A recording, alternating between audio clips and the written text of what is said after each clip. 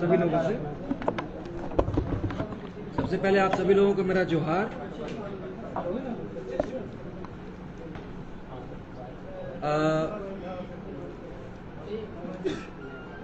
10 जून 2022 को जो घटना हुई उसके बाद की सभी बातें आपको पता है। कुछ चीज़ों में लोगों के बीच में कुछ संशय और भ्रांति है, उसको दूर करने के लिए और कुछ सूचना देने के लिए ये प्रेस कॉन्फ्रेंस आहूत किया गया है।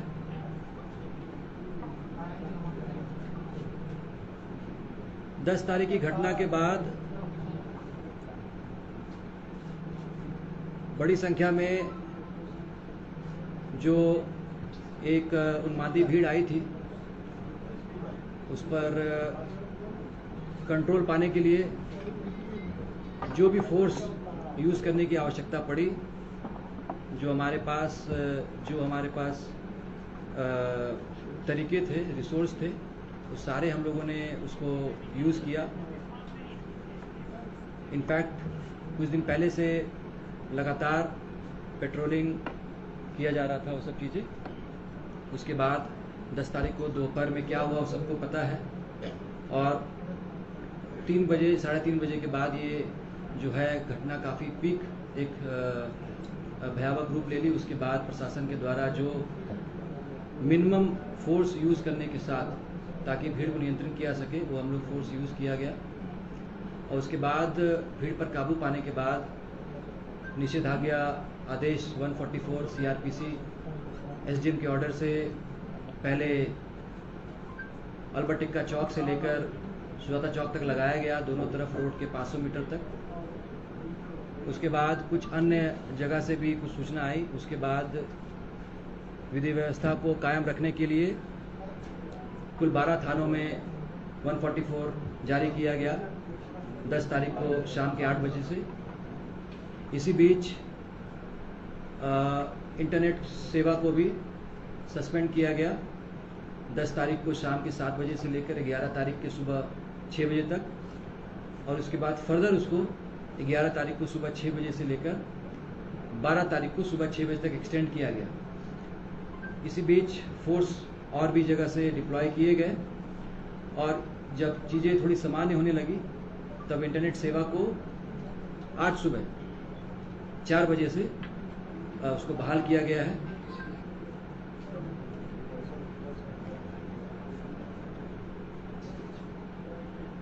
इस पूरे प्रकरण में 2 लोगों की मृत्यु की सूचना प्राप्त हुई है, जिनको उनके परिजनों के उपस्थिति में शांतिपूर्ण तरीके से उनका जो सुपुर्द खाक कार्यक्रम होता है, जो प्रक्रिया होती है, उसको किया गया है। अभी स्थिति नियंत्रण में है। लगातार जिला प्रशासन के द्वारा निगरानी रखी जा रही है और कुछ थाने हैं जहां पर लोगों को संशय है कि लोगों को असुविधा हो रही है। तो मैं बताना चाहूँगा कि अभी SDM साहब ने एक ऑर्डर निर्गत किया है जिसमें कोतवाली, लोअर बाजार, हिंद पीढ़ी, daily market, Chutia and Doranda, ये 6 थाने के क्षेत्र में अभी भी CRPC के धारा 144 के अंतर्गत निषेधाज्ञा आदेश लागू रहेगा।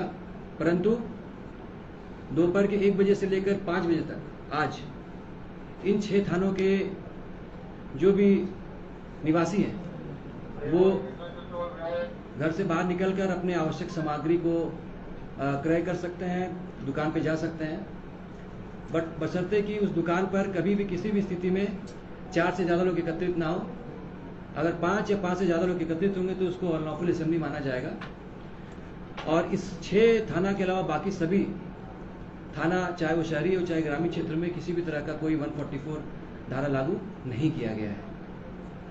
और मैं सभी रांची वासियों को धन्यवाद देता हूं कि पिछले 1 दिन में जो इंटरनेट सेवा बहाल हुई, सस्पेंड किया गया और लोगों को असुविधा हुई, उसके बाद भी उन लोगों ने जिला प्रशासन को काफ़ी सहयोग दिया और शांति और अमन कायम किया। और हम उम्मीद करते हैं कि आने वाले समय में भी शांति और अमन और चैन ये रांची के पूरे ज़िले में कायम रहेगा। और अब मैं चाहूँगा कि एसएसपी साहब जो हैं कुछ चीज़ें ब्रीफ करेंगे आपको।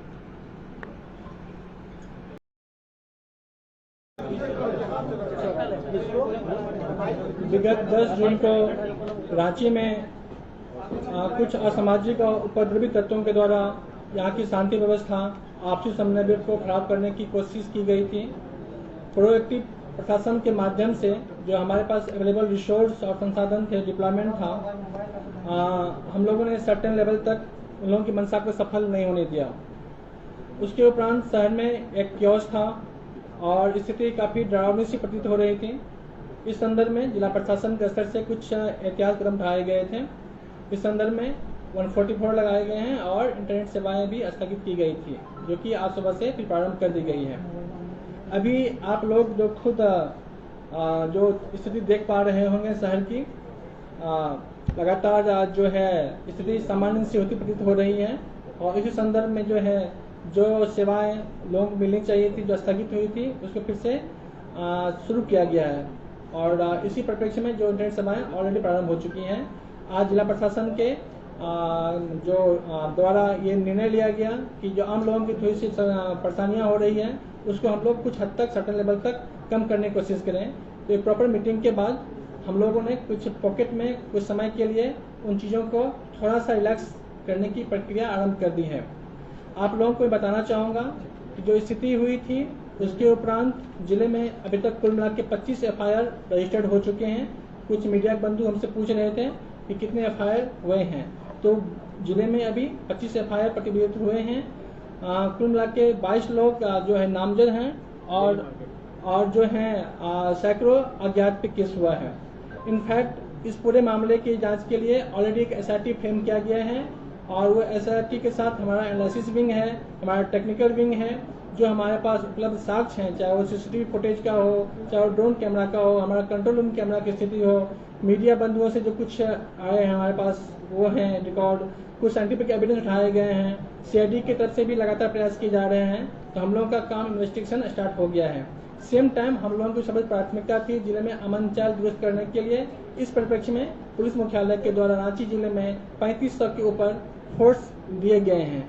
इस फोर्स में हमारे रैपिड एक्शन फोर्स जो ट्रेंड होता है, उसके अलावा रैप और ATS, STF, जिला पुलिस के कर्मी और जो हमारे लोकल इनपुट्स के लोग होते हैं वो लोग शामिल हैं। संपूर्ण मामले की बहुत ही अच्छे तरीके से विश्लेषण और उस पर नजर रखी जा रही है, जिसका मॉनिटरिंग रांची जिला से भी हो रहा है और अस्पताल ब्रांच के द्वारा भी की जा रही है। आप लोगों को मैं ये बताना चाहूँगा कि उस पूरी घटना में जो है अभी तक स्थिति के अनुरूप 38 पॉकेट्स को हम लोगों ने वल्नरेबल सेंसिटिव घोषित किया था, जहां पे लगातार दिन रात जो है फोर्स का डिप्लॉयमेंट है। कुछ पार्टिकुलर पॉकेट्स में आप लोगों ने रोड शो, फ्लैग मार्च भी देखा है, ताकि आम जनता का विश्वास प्रशासन पे बना रहे और कॉन्फिडेंस बिल्डिंग्स के तहत जो उपाय लिए जाते हैं वो हम लोग कर रहे हैं। इसके अलावा शहर में लगभग 50 से ऊपर मोटरसाइकिल की जो दस्ते हैं, उसके द्वारा हर गली में, हर सेंसिटिव पॉकेट्स में, मिक्स पॉपुलेशन में पेट्रोलिंग की जा रही है। साथ ही लोगों से वार्ता भी की जा रही है कि आप सब इस शहर के बासिंदे हैं और आप लोगों ने रांची की बेमिसाल इतिहास को कायम रखा है, जो कि शांतिपूर्ण समन्वय कर रहा है। तो साथ ही हम लोग का अपना काम पुलिसिंग, पेट्रोलिंग है। साथ ही कॉन्फिडेंस बिल्डिंग के लिए अच्छे लोगों से, प्रबुद्ध लोगों से, सामाजिक कार्यकर्ताओं से, NGO से, पॉलिटिशियंस से और भी जो हमारे ब्यूरोक्रेट्स के लोग हैं, सिविल सोसाइटी के जो लोग हैं, उनसे लगातार चर्चा की जा रही है, ताकि जितनी जल्दी हो सके अमन चैन यहाँ पे इस्टेब्लिश हो जाए। इसके अलावा हमारा जो है कंट्रोल सिस्टम के माध्यम से हम लोग उन सब पॉकेट में, जैसे मैंने कहा कि मोस्टली लोग यहाँ पे अमन चैन पसंद करने वाले हैं।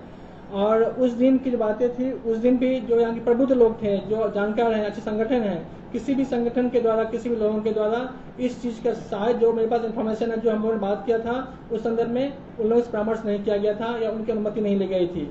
अच्छे लोग, प्रबुद्ध लोग थे, बोलते रहे थे कि ऐसा कोई भी चीज हम लोगों के स्तर से आदेशित नहीं किया गया है। तो कौन लोग हैं, वो कौन शरारती लोग हैं, वो कौन से असामाजिक लोग हैं, डायरेक्ट हैं कि इनडायरेक्ट हैं, परोक्ष हैं, प्रत्यक्ष हैं, यहाँ है, वहाँ है, जहाँ तहाँ है, कहीं भी किसी स्वरूप में है।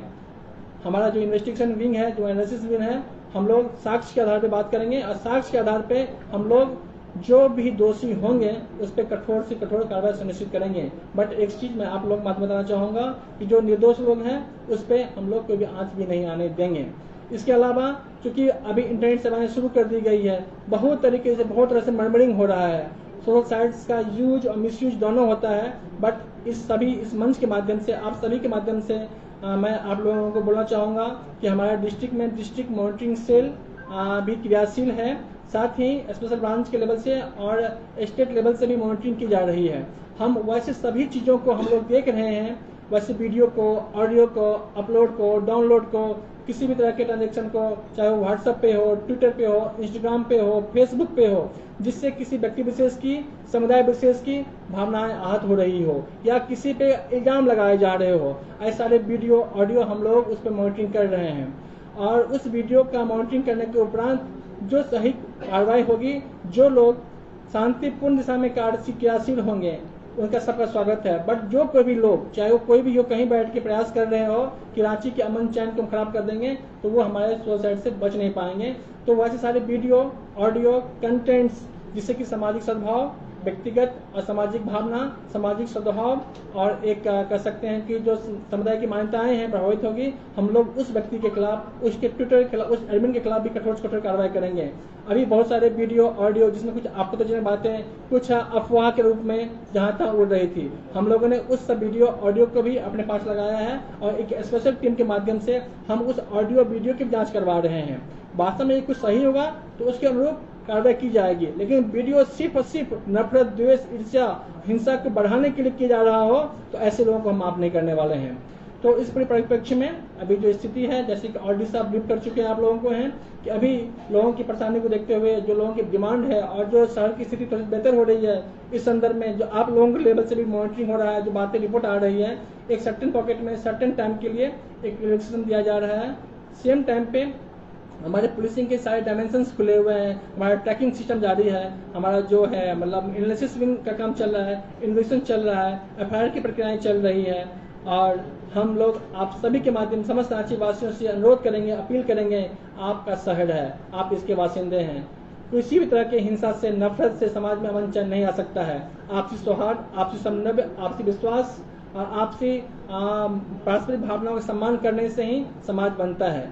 तो ये एक बगीचे की स्थिति है, यहाँ पे बात तो सबकी खूबसूरती तभी होती है जब हम सब खूबसूरती हो, तभी है जब हम एक दूसरे का सम्मान करें। इसलिए मैं समझ जिलावासियों से कर रहा हूँ, स्थिति सामान्य है, नियंत्रित हो रही है। आप लोगों को पास्ट में कुछ दिखते हुई, इसके लिए मैं पर्सनली क्षमा प्रार्थी हूँ कि आपको इंटरनेट यूज का मौका नहीं मिला या कुछ समय के लिए आप घर से निकल नहीं पा रहे हैं, बट आपके सहयोग से ही संभव पा रहा है कि फिर से हम लोग ट्रैक पे आ रहे हैं। तो जिले में जो आप लोगों ने अमन चैन और शांति व्यवस्था बनाने में योगदान दिया है, इसके लिए जिला प्रशासन, हम सभी लोग आप सबके आभारी हैं। और फिर से आभार आप सबसे रिक्वेस्ट करूंगा कि थोड़ा सा सब दीजिए, सहायता कीजिए, हम लोग कोऑपरेट कीजिए। हम लोग बहुत ही अच्छे तरीके से इस पे क्रियाशील हैं, काम कर रहे हैं और हम लोग उम्मीद करेंगे बहुत जल्दी जिले में अमन चैन काम हो जाएगा।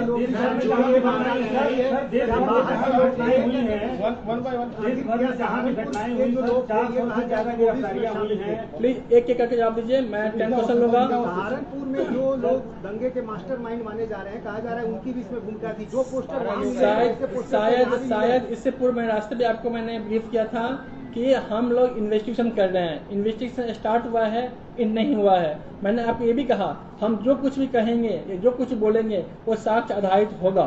फिर मैं एक चीज बता दिया जो ऑलरेडी बोल चुका हूँ बिना क्वेश्चन आए कि इन्वेस्टिगेशन में जो लोग भी दोषी पाए जाएंगे वो कहीं के भी हो, किसी स्वरूप में हो, डायरेक्ट हो, इनडायरेक्ट हो, हम उसको छोड़ेंगे नहीं।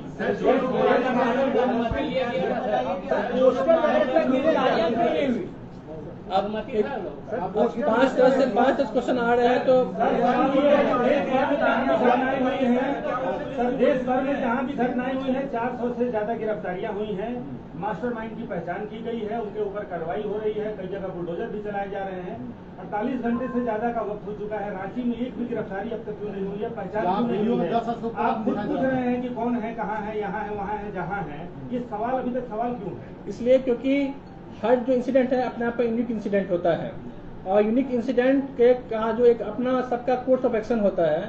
हम यहाँ के इंसिडेंट की कंपेयर किसी और जगह से तब तक नहीं कर सकते हैं जब तक कि हम यहाँ अपनी चीज़ों को देख न लें, एविडेंस कलेक्ट नहीं कर लें। क्योंकि मैं जो बोलूँगा एक रिस्पॉन्सिबल पर्सन के रूप में, एक रिस्पॉन्सिबल मीडिया के रूप में बोलूँगा तो मैं वही बोलूँगा जो मेरे पास फैक्ट होंगे। मैंने फिर से कहा है, यदि किसी और जगह पे यहाँ के अपने हालात थे, यहाँ पे डिफरेंट तरह के इशूज हुए थे, डिफरेंट लॉन्डर हुए थे, यहाँ पे डिफरेंट तरह से इंजरी आए थे सारे ऑफिसर्स को। आपने देखा होगा यदि हम लोग इतने होते हैं तो डीसी ऑन द स्पॉट थे, डीआईजी ऑन द स्पॉट थे, एसएसपी, मैं खुद, हमारे सीटीएसपी, तमाम पदाधिकारी वहाँ स्पॉट पे थे। तो हमारे इंसिडेंट अलग थे और इंसिडेंट से, हमारे हालात अलग थे, हमारी प्राथमिकताएं अलग हैं। बस इन्वेस्टिगेशन में जो मैं आप लोगों को बता चुका हूँ, जो निष्पक्ष इन्वेस्टिगेशन होगा, साक्ष्य आधारित होगा, वो निश्चित रूप से होगा। सर, आप और डीसी साहब दोनों ये बोल रहे हैं बार बार कि संसाधन जो था उसी के हिसाब से चीजों को जो है ग्रुप किया गया। ये गोली चलाने की नौबत क्यों आन पड़ी और सीधे जो फायरिंग हुई कहाँ से अनुमति मिला? देखिए बात समझ लीजिए, हम सब एक ट्रेंड फोर्स के पार्ट हैं, हम लोगों का प्रशासन के अंग हैं। हम सब लोगों को एक प्रॉपर ट्रेनिंग दी जाती है, कब कहाँ किस मोड पे क्या एक्शन लेना है नहीं लेना है, ये हम लोगों का एक जो सिखाई होती है, जो हम लोग नॉर्म्स होती है, जो अंडरस्टैंडिंग है, जो परिस्थितियों का आकलन है, जो एक थर्ड पर्सन रूप में नहीं की जाती है। ठीक है, तो इसका एनालिसिस इंटरप्रिटेशन यहाँ पे बैठ के हम नहीं कर सकते हैं। क्यों कैसी नौबत आ गई, जब इस पे आप समीक्षा करेंगे, आप भी बहुत अच्छे मीडिया में हैं, आपने भी बहुत सारे चीज देखे होंगे, समझे होंगे, जाने होंगे, और हम लोग का एक्शन कितना सही था, कितना लॉजिकल था, कितना जस्टिफाइड था, इस पे अब हम कुछ बोलना मेरा उचित नहीं होगा कि matter is being investigated now. But जो थे उस हालात में, जो हमारी ट्रेनिंग थी, जो हमारे अंडरस्टैंडिंग थी, जो हम लोग परिस्थितियों का आकलन कर पा रहे थे, जो एक कह सकते हैं use minimum force to maximum saving one. देखिए, इसमें जब भी कोई भीड़ को अनलॉफुल असेंबली डिक्लेयर किया जाता है तो एक एसओपी है, स्टैंडर्ड ऑपरेटिंग प्रोसेस होता है। स्टैंडर्ड ऑपरेटिंग प्रोसीजर के थ्रू जो वहाँ उपलब्ध मजिस्ट्रेट रहते हैं और पुलिस का आकलन के बाद जो भीड़ में जो उपद्रवी होते हैं, तो शांति व्यवस्था को काम करने के लिए एक एसओपी है, वो एसओपी को फॉलो किया जाता है। And firing, air firing is the last resort to control and neutralize the disturbance and public order को इस्टेब्लिश करने के लिए आवश्यक हुआ। तो हम लोगों ने सारे एहतियात बरते, जो एसओपी में जो फॉलो किए जाते हैं प्रोसेस, उसको फॉलो किया। उसके बाद firing as a last resort हम लोगों को रिसोर्ट करना पड़ा। कितने लोग मारे गए, कितने लोग मारे गए हैं वो बताइए, उनका प्रोफाइल बताइए सर। चूक कहाँ हुई इसमें? आप इसे चूक बोल रहे हैं, हम तो इसको बोल रहे हैं कि जो हम लोग परिस्थिति का आकलन कर पाए थे, हमारी तैयारी अच्छी थी, तो जो विभत्स स्थिति हो सकती थी उसको टाल दिया गया। जो अल्ताइयों के मंसूबे थे, जो मकसद थे, वो कामयाब नहीं होने दिए गए। फोर्स की कमी थी क्या शुरू में इस तरह? नहीं, ऐसी कोई बात नहीं थी, और फोर्स कमी रहती तो हम आज इस प्रेस कॉन्फ्रेंस नहीं कर पा रहे होते। ये हमारी मुख्य व्यवस्थाएं थी, हम लोग अंडरस्टैंडिंग थी, एंटिसिपेशन था, इन्फॉर्मेशन था, उसके आधार पे हम लोगों ने तैयारी की थी। इसलिए हम लोगों ने आज जो हम बैठ के हम लोग बात कर रहे हैं, संभव पाया कि नहीं तो उपद्रवियों की मानसिकता, जो मंसूबे थे, सफल हो जाते हैं। Can you confirm another temple was also under attack? Street पर जो टेम्पल दोबारा अटैक किया गया, क्या आप कंफर्म कर सकते हैं? सर, एक और टेम्पल जो अंडर अटैक था, कंफर्म कर सकते हैं? 25 एफआईआर पुलिस की ओर से या फिर आम जन से? ये कुल मिला के है एफआईआर, कुल मिला के 25 एफआईआर।